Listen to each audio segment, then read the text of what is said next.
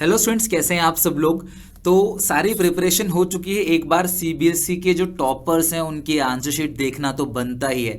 Video बहुत काम की है, छोटी सी वीडियो में सारी बात बताऊंगा कि आंसर्स को कैसे प्रेजेंट करना है और क्या जरूरी है। टॉपर्स की शीट दिखाकर बहुत सारे ऐसे डाउट्स आपके मन में हैं, जो बहुत सारे मिथ्स हैं, वो मैं दूर करूंगा। क्लास उन स्टूडेंट की कॉपी है जिनकी 80 आउट ऑफ 80 आए हुए हैं। अब ध्यान से समझना, इस बच्चे ने अपने आंसर्स को देखो बिल्कुल नॉर्मल, इन्होंने पार्ट ए लिखा है, थोड़ा सा राउंड कर दिया है, कोई उससे फर्क नहीं पड़ता। देखो आप ध्यान रखना, अकाउंटेंसी में जिस चीज से फर्क पड़ता है वो सिंपल है क्लास, कि आपका आंसर आ रहा है कि नहीं आ रहा। तो मैं आप सबसे रिक्वेस्ट करूंगा कि मेन फोकस, फर्स्ट प्रायोरिटी जो है वो आंसर है। प्राइमा फेसी जो है वो आंसर है। टीचर फर्स्ट साइड जो देखेगा आपका आंसर देखेगा, आपका आंसर सही होना चाहिए, तो आपको नंबर बिल्कुल मिलेगा और पूरा मिलेगा। पहली चीज। दूसरी चीज, हर स्टेप की मार्किंग होती है। तो अगर किसी बच्चे को लगता है कि उसका ये आंसर नहीं आया तो पूरा कट जाएगा, ऐसा नहीं है।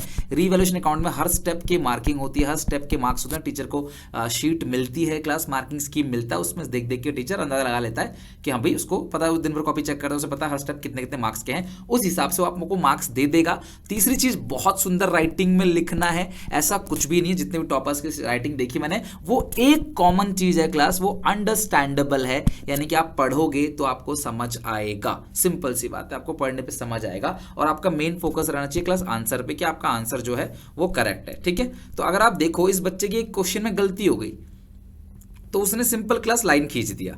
या फिर आगे अगर किसी क्वेश्चन में देखो गलती होती है ना, आप क्या करते हो जब गलती होती है, मान लो आपने 4000 लिख दिया, गलती से 3 लिखना था, तो आप इसे काट के इसको 3 लिख दो, खत्म बात। पर आप क्या करते हो, आप बिल्कुल ऐसे कर लेते हो। मैंने बेस्ट बताया था, आप बिल्कुल ऐसे, कुछ बच्चे तो ऐसे डिजाइन बना देते हैं, किसी को पता ही नहीं चलेगा। इस तरीके से आपने अंदर मतलब कोई कूपन कोड छुपा रखा है, स्क्रैच कोड बना दिया है, इस तरीके से। यार ऐसा बिल्कुल मत किया करो। कोई भी चीज़ गलत हो जाती है, सिंपल एक लाइन खींच दो, ठीक है, बस बहुत है। उसको खराब मत करो, उसको कॉपी को शीट खराब मत करो, ठीक है।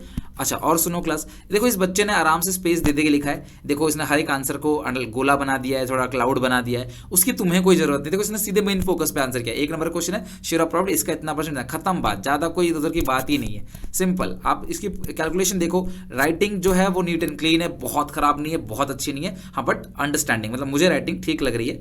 और ये इस तरीके से क्लास देखो, स्पेसियस, हर एक चीज की देखो एक लाइन छोड़ के किया है, एक लाइन का स्पेस देके। इस बच्चे ने रफ जो किया है वो एंड में किया है, तो आपकी मर्जी, आप रफ एंड बना करके रफ आप शुरू में भी कर सकते हो। देखो ये रहा reserve capital reserve share capital था, उसका इन्होंने देखो लिख रखा है। उसके बाद देखो इन्होंने जितने भी फॉर्मेट बनाए वो खुद बनाए। पहले तो आंसर शीट में लाइन लिख खींची हुई आती नहीं थी, बट अब आती है, तो मैंने आपको बता दी वीडियो बना के, आप आंसर में करना चाहते हो, अपना खुद का बनाना चाहते हो, तो अब आराम से देखो। कई बार बच्चे बोलते हैं सर हर क्वेश्चन का नया पेज यूज करें। नहीं, हर बड़े क्वेश्चन के लिए, अगर ये बहुत बड़ा क्वेश्चन है, पेज के बिल्कुल ऑलमोस्ट एंड तक जा रहा है, तो आप नया पेज इस्तेमाल कर सकते हो। नहीं तो क्लास देखो इस बच्चे ने यहाँ भी 6 किया, 5 किया है, तो ऐसा एक एक करके करते चले जाना। कोई हर क्वेश्चन में कोई बड़ा क्वेश्चन अगर है तो बात अलग है, ठीक है, ये बात आप ध्यान रखना है। दूसरी जो सबसे बड़ी बात, देखो ये बैलेंस शीट है, कितना बड़ा लिखा है, देखो बैलेंस शीट इतना बड़ा लिखा है, क्लास टीचर देख ही नहीं पाएगा एज एड, तो उसे कोई फर्क नहीं पड़ता। मेन क्या है, इस बच्चे का 99,96,000 आ रहा है ना, तो बस वही सही। एक्सट्रैक्ट ऑफ बैलेंस शीट है, बना के देखा, एज एड कोई डेट नहीं दी होगी। देखो इसने फॉर्मेट लिंक से बनाया,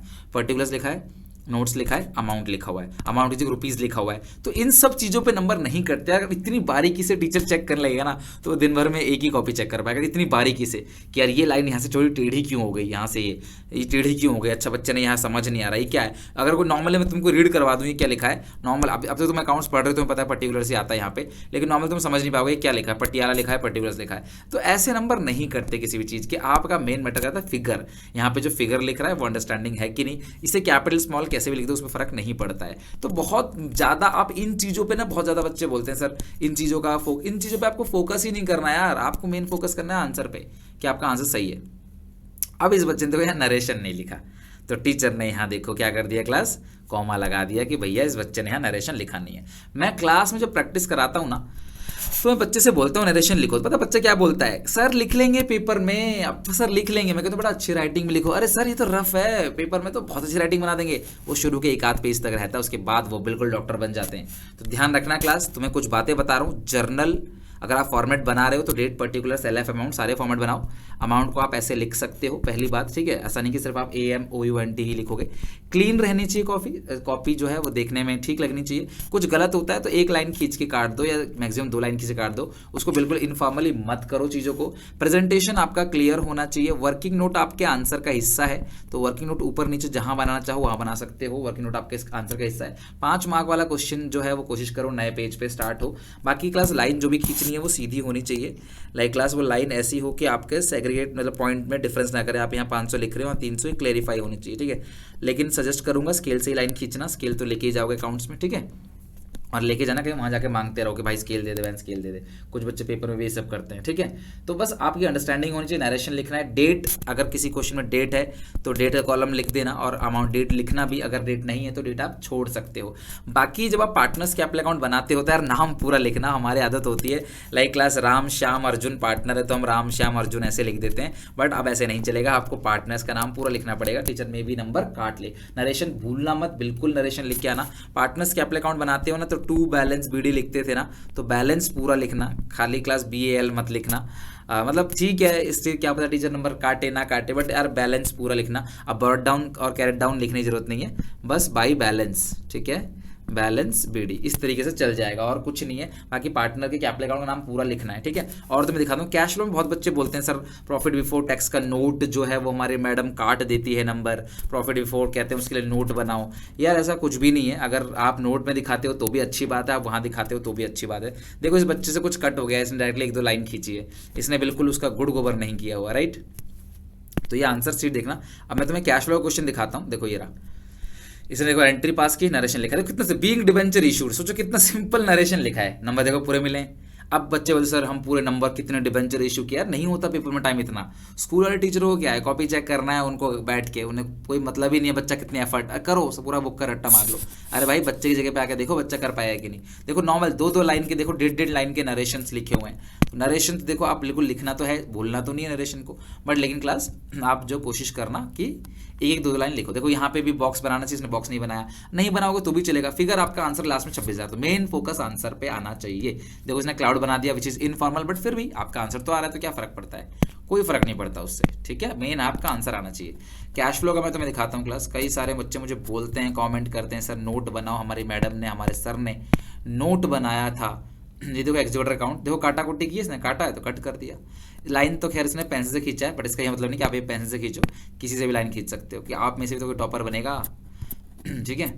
तो देखो पार्टनर्स कैपिटल अकाउंट ये रहा, ये पार्टनर्स कैपिटल अकाउंट है। तो इसने देखो यहाँ पे नाम पूरा लिखा है, स्टेटमेंट ऑफ एडजस्टमेंट है फंडामेंटल का, देखो नाम पूरा लिखा है, नीचे इन्होंने पूरा काम करके दिखाया, और ऑब्वियसली जर्नल भी किया होगा कहीं ना कहीं, तो जर्नल को फॉर्मेट में भी कर रखा होगा।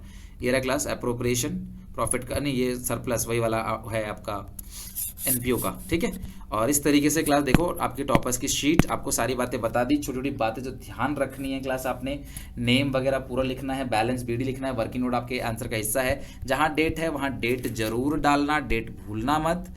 वर्किंग नोट प्रॉपर दिखाना, स्पेशियस रखना, एक लाइन छोड़ के, ज़्यादा ऐसा गुड़ गोबर मत कर देना। रफ आप आंसर शीट के साइड में यहाँ पे एक स्पेस लेके भी कर सकते हो, और आप चाहो तो रफ लास्ट में भी कर सकते हो। यहाँ पार्टनर्स कैपिटल अकाउंट बनाया है तो हर एक पार्टनर का पूरा पूरा नाम लिखा है, तो बस ये ध्यान रखना कि आप पूरा पूरा नाम लिखना। लेकिन फिर भी अगर मैं बोलूँ सबसे ज़्यादा इंपॉर्टेंट कोई चीज़ अगर है सबसे ज़्यादा, तो वो है क्लास आपका, देखो ये इसने रफ लास्ट में किया था है ना, और कट भी कर दिया उसको। तो सबसे ज़्यादा कोई चीज़ जरूरी है तो वह आपका आंसर, अगर आपका आंसर सही है तो आपको नंबर पूरे मिलेंगे। काटाकुटी देखो इसने भी किया है, नॉर्मल तरीके से काटाकुटी की है, पेंसिल से काटाकुटी की है।